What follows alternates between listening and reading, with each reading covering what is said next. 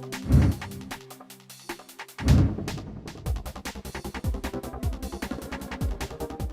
યાત્રામાં અત્યારે આપણે આવી પહોંચ્યા છીએ સુરેન્દ્રનગર અને સુરેન્દ્રનગરના ભારતીય જનતા પાર્ટીના ઉમેદવાર છે તેમની સાથે જ આપણે વાત કરીશું. મહેન્દ્રભાઈ, તમને જે રીતે પસંદ કરવામાં આવ્યા છે એવી પણ વાતો છે કે ક્યાંક સીધા જ તમને પસંદ કરી દેવામાં આવ્યા છે અને સૌથી મહત્ત્વનું બાબત એવી પણ છે કે આ વખતે તમે જ્યારે ચૂંટણીમાં લોકોની વચ્ચે જઈ રહ્યા છો કયા મુદ્દાઓને લઈને જશો? આમ તો હું 1996ની સાલથી રાજકારણ સાથે સંકળાયેલો છું અને જ્યારે ભણતો મારા અભ્યાસ દરમિયાન પણ નાની મોટી ચૂંટણીઓ હું લડતો અને એમાં વિજય બનેલો છું. એટલે રાજકારણ તો નાનપણથી સંકળાયેલું છે. પણ આ વિસ્તારને ઘણા સમયથી એક શિક્ષિત ઉમેદવારની જરૂર હતી એવું સર્વ સમાજના વ્યક્તિઓ મને આવીને કહેતા હતા છેલ્લા ઘણા વર્ષોથી.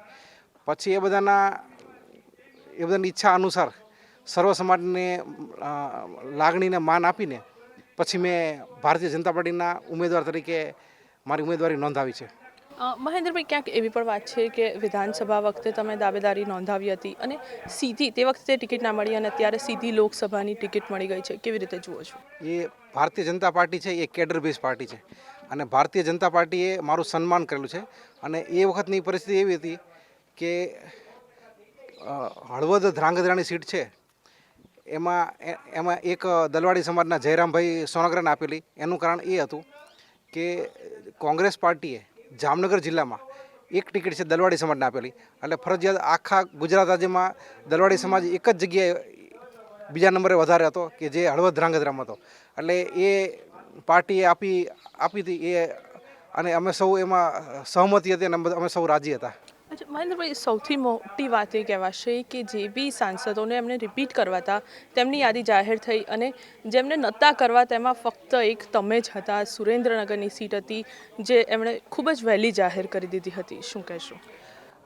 કારણ કે મેં આ વિસ્તાર છે ઘણા સમયથી વિકાસ ઝંખે છે અને શિક્ષિત ઉમેદવાર કે સંસદ છે ત્યાં કાયદા ઘડાય.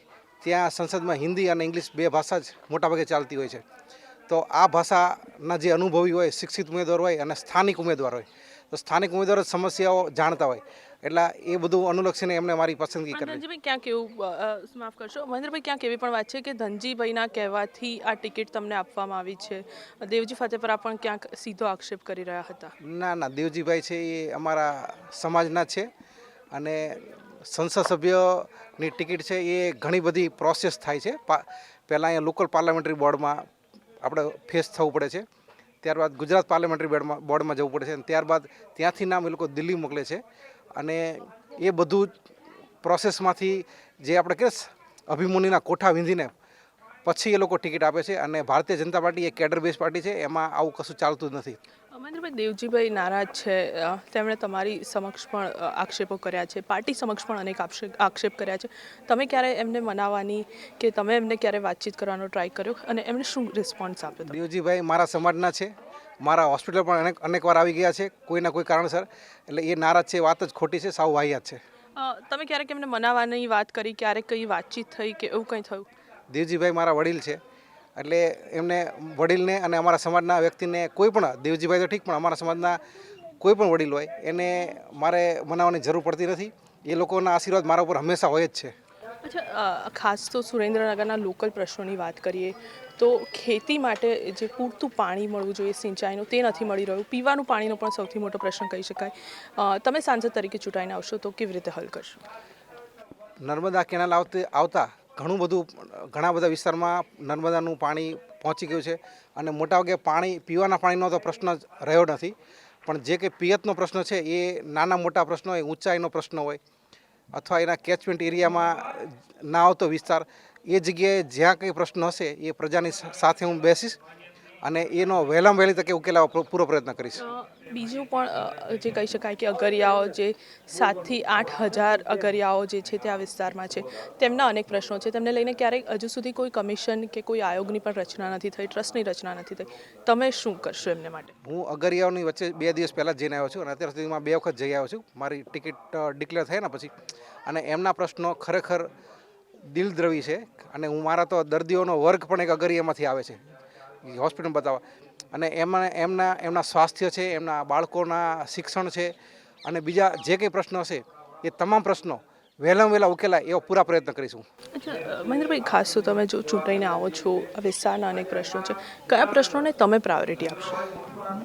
જિલ્લાના તમામ પ્રશ્નો, પણ ખાસ કરીને શિક્ષણ હોય, આરોગ્ય હોય, ખેતીવાડીને લગતા છે, જે સમાજના છેલ્લામાં છેલ્લો વર્ગ છે, જે જે જે કીચડાયેલો વર્ગ છે, એ તમામ વર્ગના જે પ્રશ્નો છે એનું વહેલામાં વહેલી તરીકે હું નિરાકરણ લાવીશ એવા પ્રયત્ન કરીશું.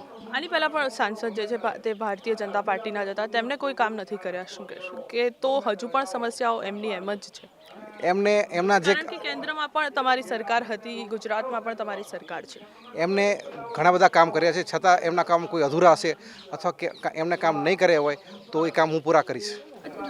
મહેન્દ્રભાઈ, બીજું પણ એક કહી શકાય કે તમારી સામે કોંગ્રેસમાંથી જે નેતા ઊભા છે, સોમાભાઈ પટેલ કદાવર નેતા છે, 4 ટર્મ સાંસદ રહી ચૂક્યા છે, 3 ટર્મ ધારાસભ્ય રહ્યા છે, કેવી રીતે જુઓ છો? હું મારી સેવા છે હોસ્પિટલની, મારા દર્દીઓની જે મેં સેવા કરી છે અને એના સેવા દર્દી તરીકેની સિવાય બીજી જે મારી અનેક પ્રવૃત્તિઓ છે એ ધ્યાનમાં લઈને પછી હું મતદાર પાસે મત માગવા આવ્યો છું. એટલા માટે મારો જ્વલંત વિજય થવાનો એ નક્કી છે. અચ્છા, 2014માં કહી શકાય કે મોદી વેવ હતો, પણ અત્યારે એ પરિસ્થિતિ નથી, શું કહેશો? અત્યારે મોદી વેવ નથી, મોદી વંટોળ છે. અત્યારે મોદી વેવ નથી, મોદી વંટોળ છે. જે રીતે એમને પાકિસ્તાનને જે સીધું કરી નાખ્યું સર્જિકલ સ્ટ્રાઇક કરીને, એટલે અત્યારે તો વેવ નહીં, મોટો વંટોળ છે. અને આ વખતે મારી જીત છે એ ગયા વખત કરતાં જે ભારતીય જનતા પાર્ટીની લીડ હતી એના કરતાં પણ ઘણી વધારે આવવાની છે. પ્રિયંકા ગાંધી પણ આવી રહ્યા છે આ વખતે ચૂંટણી પ્રચારમાં, રાહુલ ગાંધી પણ આવી રહ્યા છે, કેવી રીતે જુઓ છો? એ દરેક પક્ષના પોતાના નેતાઓ આવી શકે છે, પણ મારો વિજય ચોક્કસ છે, એ પાક્કું છે. અચ્છા, ખાસ તો જે રીતે કહી શકાય કે સોમાભાઈ છે, સાથે લાલજી મેરે પણ અપક્ષમાંથી દાવેદારી નોંધાવી છે, કેટલું ઇફેક્ટ પડી શકે છે? કોળી મતદારો ડાયવર્ટ થઈ શકે છે તેને લઈને?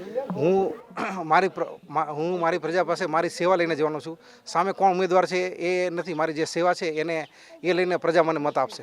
અચ્છા, ખાસ તો તમે જો ચૂંટાઈને આવશો, કયા કામ પહેલું હશે જેને તમે ફર્સ્ટ પ્રાયોરિટી આપશો?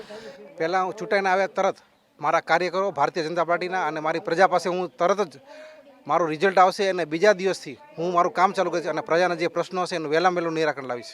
મહેન્દ્રભાઈ, ખાસ તો જે કહી શકાય કે અત્યારે તમે પ્રજાની વચ્ચે જઈ રહ્યા છો, કયા મુદ્દાઓ છે જેને લઈને તમે જઈ રહ્યા છો? હું ખાસ કરીને મેં મારા દર્દીઓની ખૂબ સેવા કરી છે, પ્રજાના ખૂબ કામ કર્યા છે. બીજા દર્દી સિવાયના અનેક જે સમૂહ લગ્નો હોય, કોઈ રમતગમતમાં, ઘણી બધી ધાર્મિક યાત્રાઓ, કથા સપ્તાહોમાં પણ મેં અનેક પ્રકારનું યોગદાન આપેલું. એવું સાંભળ્યું કે તમે લગભગ અંદાજે અત્યાર સુધીમાં 8.5 લાખ જેટલા લોકોની તમે ટ્રીટમેન્ટ કરી ચૂક્યા છો, એને તમે એ પણ કદાચ આમાં તમારી સાથે જોડાઈ શકે છે, શું કહેશો? એ દરેક અમે જ્યાં સભા કરી છે ત્યાં મારા દર્દીઓ ચોક્કસ ઊભા થઈને કહે છે કે ના, સાહેબના દવાખાને અમે ગયેલા છીએ અને અમને ખૂબ સારવાર મળી છે. અને આના સિવાય આજુબાજુમાં જે શિક્ષણ સંસ્થાઓની બોર્ડિંગો આવેલી છે, કડવા પટેલ સમાજ છે, લેવા પટેલ સમાજ છે, કાળિયા રજપૂત છે, ક્ષત્રિય સમાજ છે, પછી દલિત સમાજનું મોંઘીબેનનું કાર્યાલય છે, મોંઘીબેનની સંસ્થા છે. આ તમામ સંસ્થાઓની છોકરાઓ અને છોકરીઓને જે પોતાના વાલીથી ખૂબ દૂર હોય, એમને ગમે ત્યારે જરૂર પડે ત્યારે એની પાસે પૈસા હોય કે ના હોય, અમે એને મફતમાં સારવાર આપી છે. એક અંતિમ પ્રશ્ન, શા માટે સુરેન્દ્રનગરની જનતા મહેન્દ્રભાઈ મુંજપરાને વોટ આપશે? કારણ કે હું બોર્ન એન્ડ બ્રોટઅપ, એટલે કે આપણે જન્મ મારો પણ સુરેન્દ્રનગર છે, મારો અભ્યાસ પ્રાથમિક અને માધ્યમિક બંને પણ સુરેન્દ્રનગર છે, અને મારો વ્યવસાયિક કારકિર્દી એટલે કે MD ફિઝિશિયન હૃદયરોગના ડૉક્ટર તરીકે પણ છેલ્લા 25 વર્ષથી સુરેન્દ્રનગરમાં જ સેવા બજાવું છું. અને એ લોકો મારી સેવાને ઓળખે છે અને એ સૌ બધું અનુલક્ષીને મને મત આપશે. એક લાસ્ટ સવાલ, ક્યાંક એવી પણ વાત હતી કે ધનજીભાઈએ તમને ક્યાંક ફાઇનાન્શિયલી સપોર્ટ કર્યો છે કે પૈસાથી આ ટિકિટ ખરીદાઈ છે, તેવી વાત છે, શું કહેશો? ભારતીય જનતા પાર્ટી એક કેડર બેઝ પાર્ટી છે, એમાં આ પ્રકારની ટિકિટની વેચાતી નથી. આભાર મહેન્દ્રભાઈ. તો આ હતા ભારતીય જનતા પાર્ટીના સુરેન્દ્રનગરના દાવેદાર મહેન્દ્રભાઈ મુંજપરા, જેમનું કહેવું છે કે તેઓ જે છે તે પ્રજાના પ્રશ્નોને લઈને પ્રજાની વચ્ચે જશે અને સુરેન્દ્રનગર બેઠક પરથી તેઓ જીત મેળવશે. કેમેરામેન નયન દવે સાથે રીમા દોશી, મંતવ્ય ન્યૂઝ, સુરેન્દ્રનગર. સુરેન્દ્રનગરના કોંગ્રેસના લોકસભા સીટના જે ઉમેદવાર છે સોમાભાઈ પટેલ, તેમની સાથે જ વાત કરીશું. 4 ટર્મ સાંસદ અને 3 ટર્મ ધારાસભ્ય રહી ચૂકેલા સોમાભાઈ સાથે જ વાત કરીશું. સોમાભાઈ, સૌપ્રથમ તો ખૂબ ખૂબ અભિનંદન, કોંગ્રેસે તમને પસંદ કર્યા છે. હું આપને જાણવા માંગીશ કે એવા કયા કારણો હતા કે કોંગ્રેસે તમને પસંદ કર્યા? કોંગ્રેસે મને પસંદ કરવાનું કારણ એક જ છે કે હું અહીંયા 6 વખત લોકસભા લડ્યો છું સુરેન્દ્રનગર સીટ ઉપર. એમાં 4 વખત જીત્યો છું. એટલે પાર્ટીને પૂરો વિશ્વાસ છે કે આ વ્યક્તિ દરેક વ્યક્તિને સુરેન્દ્રનગર જિલ્લામાં ઓળખે છે, દરેક જ્ઞાતિના આગેવાનોને ઓળખે છે, દરેક કાર્યકર્તાઓને ઓળખે છે. એટલા માટે અને પાર્ટીએ મારી પર વિશ્વાસ મૂકવાનું કારણ એક જ છે કે 12મી વિધાનસભામાં હું જીત્યો હતો, પણ છતાં પાર્ટીના કહેવાથી કે આપણે સંસદમાં રહેવું પડશે કારણ કે સરકાર બની નથી તો તમે રાજીનામું આપી દો, એટલે મેં ધ્યાન દઈને જીત્યા પછી રાજીનામું આપી દીધો. એટલે પાર્ટીને મારી પર પૂરો વિશ્વાસ છે, જેના કારણે મને આ લડવાની ટિકિટ આપી છે. સોમાભાઈ, ક્યાંક એટલો બધો જ વિશ્વાસ હતો કે સત્તાવાર જાહેરાત થઈ તે પહેલાં જ તમે ફોર્મ લીધું હતું? સત્તાવાર જાહેરાત થઈ પહેલાં મેં ફોર્મ ભર્યું નથી, પણ ફોર્મ ઉપાડ્યું હતું.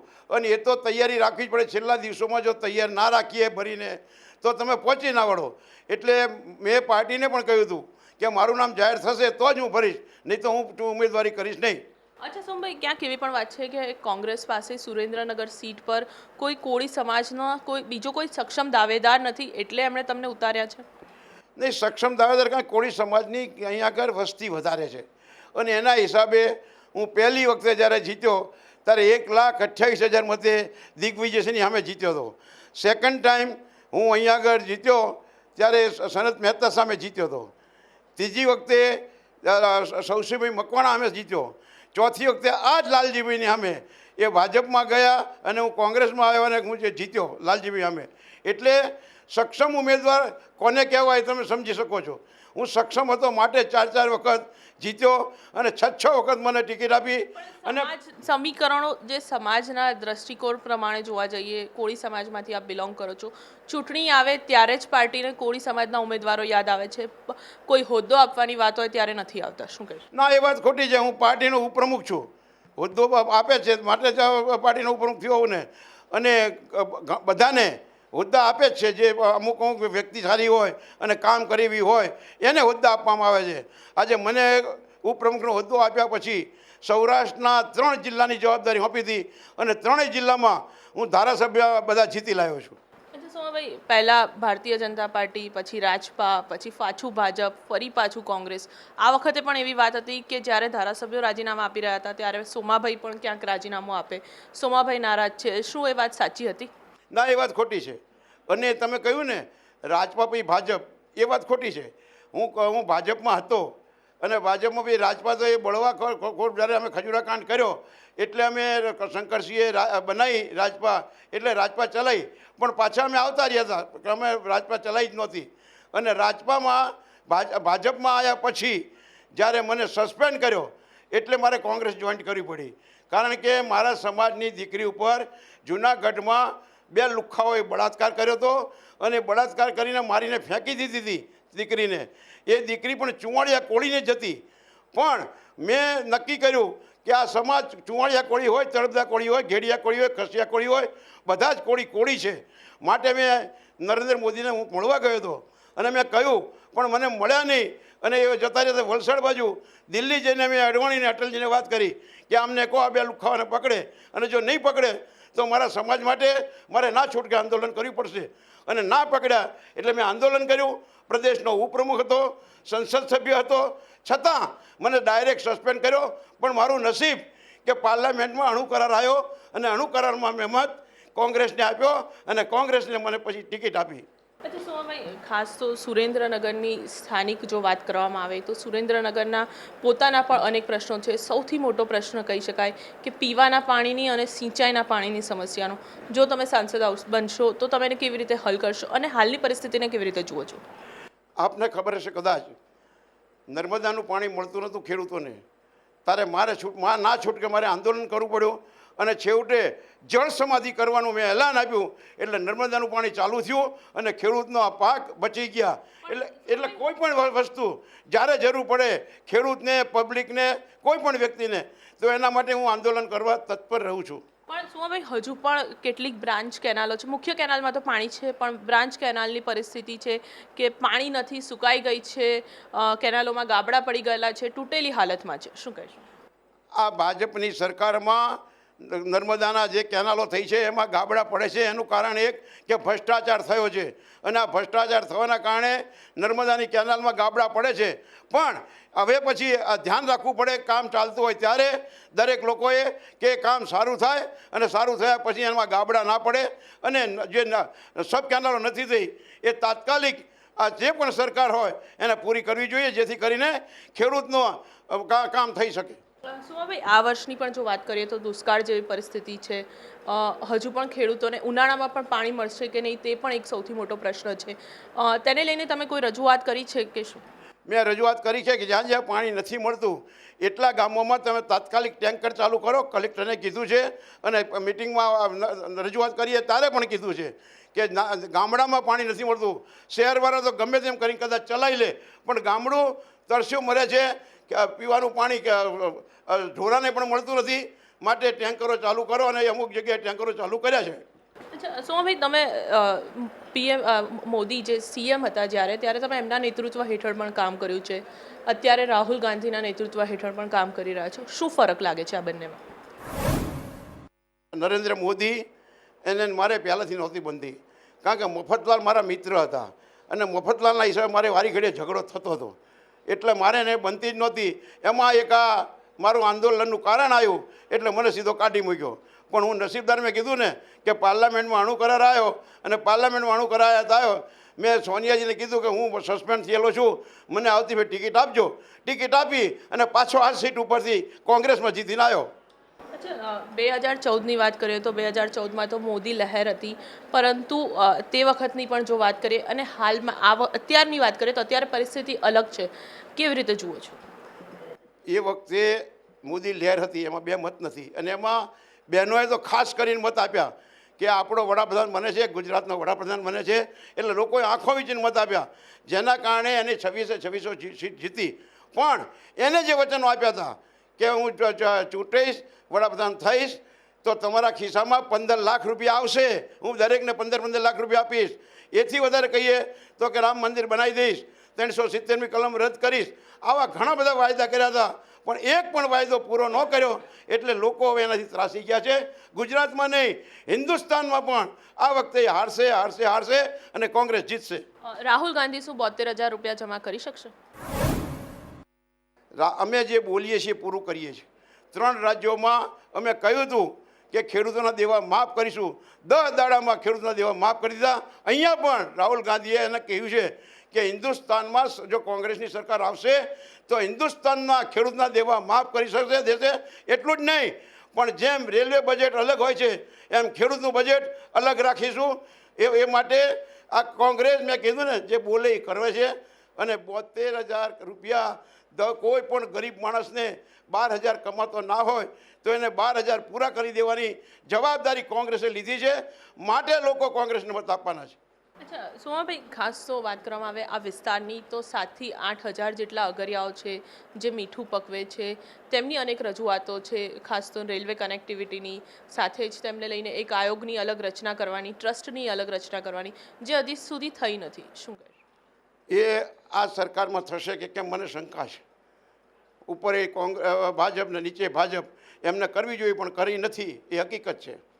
2014માં પણ રાહુલ ગાંધી આવ્યા ત્યારે આ જ વિસ્તારમાં આ જ લોકોને મળ્યા હતા, અગરિયાઓને, એમણે આપ્યા હતા. હવે જો કોંગ્રેસની સરકાર બનશે તો એ વચનો નિભાવાશે અને કેવી રીતે નિભાવશે? 100% મેં કહ્યું ને કે કોંગ્રેસ બોલે છે પાળે છે, એટલે કોંગ્રેસ જે બોલ્યું હશે એ બધું પાળશે, એમાં કોઈ શંકા નથી.